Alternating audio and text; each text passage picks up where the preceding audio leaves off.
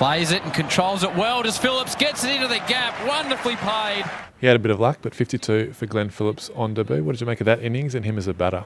He played well. We all know who he's idolised and copied. His technique is very similar to Stephen Smith's. But he looked good. Looked solid in defence, wants to take on the short ball. It's like a lot of these guys have been coached in the same way, I reckon. Blundell and Williamson and these guys all play quite similar ways. Blundell and Phillips in particular, I think, have looked quite strong leg side players and willing to take on the short ball, the hook and pull shot. So, he looked good. Brendan McCullum told us sort of what we could expect, that he's naturally aggressive and fast runner between the wickets. And, I think it just goes to show that they've got quite a bit of depth, I think. Blundell and Phillips, guys that are wicket-keeper batsmen as well, that could easily come in and slot into their top order. If someone like Raval's not there again, or if when Taylor eventually retires, they've got some good backups.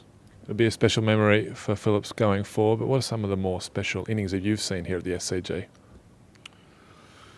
The first one that comes to mind was Michael Clarke's 329 or whatever it was. Leg stump, that'll do it! What a wonderful shot to bring it up on as well.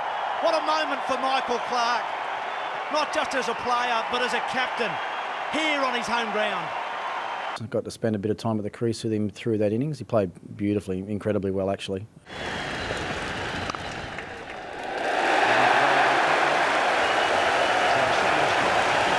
Justin Langer made a double 100 here as well that I remember. He might have 223 or something like that, I think he might have made in a test match here. Or Satch and Blacksman. The Blacksman, every time he came here, seemed like he got a 100 and a big 100. It was his favourite place to bat in the world, I think, statistically. Tendulkar got 241 against us one game where he said he wasn't going to play a cover drive for 2 days, and he probably didn't do that. Steve Waugh's 100 off the last ball against England in that Ashes series was pretty memorable as well. I think if you looked at the honour board in the change rooms, there'd be a lot of hundreds made by Australians here. It's a great place to play. Wicket's always been pretty fair in the first 3 or 4 days, and then can play some tricks late in the game. But great test match and a great wicket to bat on. And one of your own? Catch it! Oh, Ricky Ponting.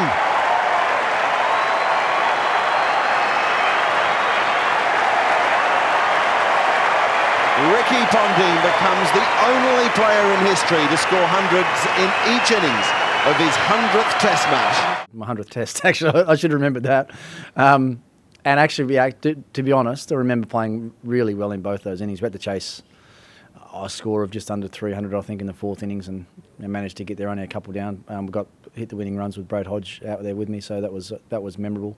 On the back of being pretty nervous going into that test match. I don't know why I put any more pressure on myself for my 100th, but had family and a lot of friends in a few of the boxes around the place. So I put down a catch early on, actually, at second slip, an absolute sitter off, might have been, I don't know who it was actually, but it was AB de Villiers was the batter.